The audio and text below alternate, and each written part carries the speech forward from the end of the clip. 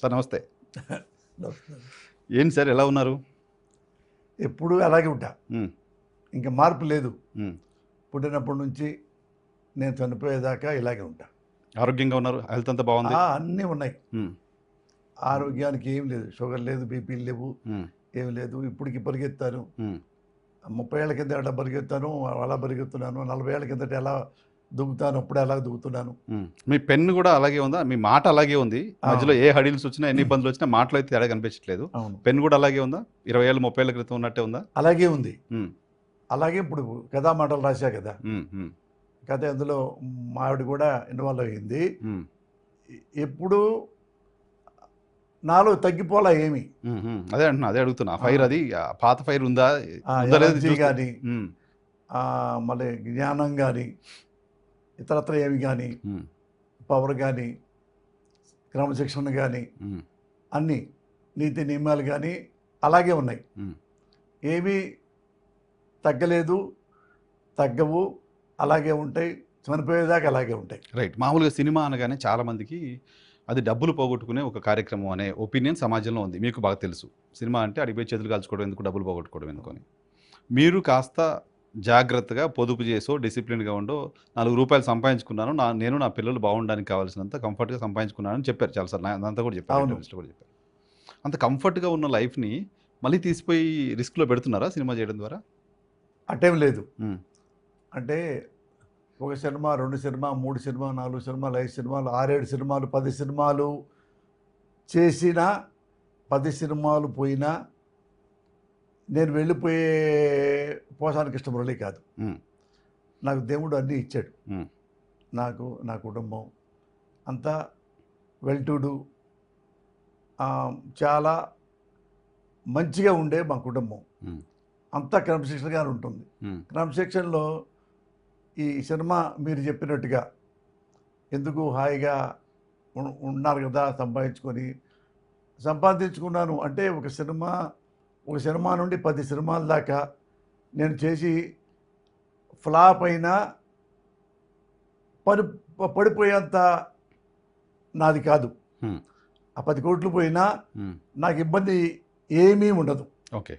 ఏమీ ఉండదు. ఓకే. అట్లా అంత కష్టంగా పనిచేసుకున్నా, హ్మ్. అట్లా సంపాదించుకున్నా. ఓకే. ఎప్పటి డబ్బులు నుంచి 40, 40 సంవత్సరాల నుంచి. హ్మ్. అంటే డబ్బులు పోగొట్టడం అనేది అంటే ఏదైనా ఇప్పుడు మనం వ్యాపారం చేసినా, వ్యవసాయం చేసినా అంతేలే ఏది చేసినా గ్యారంటీ లేదు కదా! వస్తాయి. కానీ నాకు నమ్మకం ఉంది. నేను జెన్యూన్‌గా వేస్టేజ్ చేయను. హ్మ్. క్రమశిక్షణగా లేకుండా సినిమా నిర్మించడం. ఓకే. అవి నాకు చిన్నప్పటి నుంచి తెలుస్తూ ఉన్నాయి. 40 ఏళ్ళ నుంచి ఇది అని. సపోజ్ మీరు ప్రొడ్యూసర్ అయి ఉండి మీరు 10 కోట్లతో సినిమా తీశారనుకోండి. హ్మ్. నేను 1,00,00,000తో తీస్తా. కోటితో తీస్తారు. అదే సినిమాతో, ఆ! అదే క్వాలిటీతో చేస్తా. ఓకే. అదే కథతో చేస్తా. ఓకే. అంటే నాకు వేస్టేజ్ చేయటం నాకు తెలీదు. ఓకే. నేను వేస్టేజ్ చేయను. ఇంతవరకు చేయలే. ఓకే. ఓకే. క్లీన్‌గా పెట్టుకుంటా. ఓకే. ఏది ఎన్నాళ్ళు ఫర్ ఎగ్జాంపుల్ చెప్తా. 'ఆపరేషన్ దుర్యోధన' హ్మ్. సినిమా తీశారు. హ్మ్. సూపర్ హిట్ అది కదా అది. Super hit. హ్మ్. అది ఎంతో తెలుసా? హ్మ్. 1,25,00,000. 1,25,00,000 మొత్తం సినిమా ఆ! కాస్ట్. ఆ! ఒక ఎగ్జాంపుల్ మరి కంపారిజన్ కావాలిగా. ఆ! దాని పక్కనే ఒక సినిమా 'శ్రీకాంత్‌తో' 2 సినిమాలు వచ్చినాయి. హ్మ్. నాది సినిమా జరుగుతూ ఉంది. 'దుర్యోధన.' 'దుర్యోధన.' ఆ! ఆయనకి 'మహాత్మాను' అవును. సినిమా తీస్తున్నాడు. హ్మ్. అది కృష్ణవంశీది. కృష్ణవంశీ గారు. ఆ! కృష్ణవంశీ అంటే పెద్ద డైరెక్టర్ కదా. దానికి 10 కోట్లు పైగానే అని చెప్పాడు ఆ ప్రొడ్యూసరు హ్మ్. మనోహర్ గారు. హ్మ్. 10 కోట్లు దాకా మేము పెడుతున్నామండి అని. పెద్ద డైరెక్టర్ కదండి అవును. అవును. అని నేను మామూలుగా చెప్పాను. నన్ను అడిగాడు, మీ ఎంత మీరు చేస్తారంటే 1,25,00,000 total cinema cost including first కాపీకి, ఓహ్ మై గాడ్! ఆ! అన్ని కలిపి ఫస్ట్ కాపీకి హ్మ్. 'ఆపరేషన్ దుర్యోధన' సినిమా పెట్టుకోండి, మీరు హ్మ్. చూడండి. హ్మ్. ఎక్కడన్నా క్వాలిటీ తగ్గిందేమో చూడండి. లేదు చూసాను సినిమా సూపర్ హిట్ కదా అది భయంకరమైన. హ్మ్. చూశాను. అప్పట్లో పెద్ద కాంట్రోవర్సీ కూడా సినిమా. అదేమైందంటే నేను టైమ్లీ షూటింగ్ చేస్తా. హ్మ్. నేను ఆ సినిమాని 28 రోజుల్లో తీసా. రియల్లీ మీకు మీరు సాక్ష్యాలు కూడా చూపిస్తా మీకు. ఓకే సాక్ష్యాలు కూడా చూపిస్తా. అంటే నేను ఏం చెప్తానంటే, ఎవరెవరికి డబ్బులు అవి మాట్లాడుకుంటాం ముందు. ఎంత ఇవ్వగల నేను చేయగలరా, చేస్తా.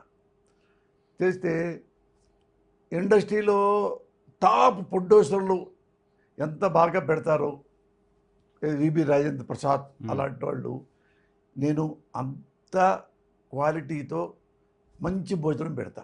మీరు ఎంక్వైరీ చేసుకోండి మీరే.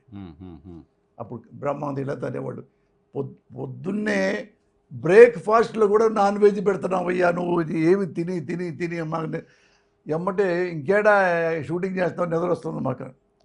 ఆ పాయ ఇవి కూడా పెడుతున్నావు నువ్వు పొద్దున్న 7 o'clockకి. నేనేం చెప్పానంటే, ఇవి పెడతా నేను, మీరు ఎప్పుడు వస్తారు ఎప్పుడు వెళ్ళిపోతారు చెప్పండి. ఏమొద్దు, 9కే రండి, 5:30కి వెళ్ళిపోండి అంతే. అట్లా మీరు లేటు 5:30 పంపించేస్తా. రావాలి నేను నాకు 9 o'clock రావాలి. 9 o'clock మీరు రాలేదనుకో, నేను నైట్ 9:30 దాకా చేస్తా. మీరు ఆలోచించుకోండి అన్న. ఓకే డబ్బులు కావాలంటే ముందు తీసేసుకోండి. అంటే వాళ్ళందరూ కామెడియన్స్ 6 మంది 7 మంది కూర్చొని, ఒరే పోసాని ఎలా చేస్తాడు, మన చంపేస్తాడు నైట్ 9 దాకా, మనం ఉండలేం కదా, అందుకని మనం కరెక్ట్గా 8:30కి వెళ్ళిపోదాం, టిఫిన్ చేద్దాం. 9 అన్నాడు కదా, 5:30కి అవ్వగానే నాకు చెప్పకుండా కూడా వెళ్ళిపోమన్నాడు కదా, అలాగే చేశా. అలాగే ఆపరేషన్ దురేదర్ కూడా. Okay success sir. అది 25 రోజులు. అప్పుడైంది ఫస్ట్ కాపీ అంటే 1,25,00,000.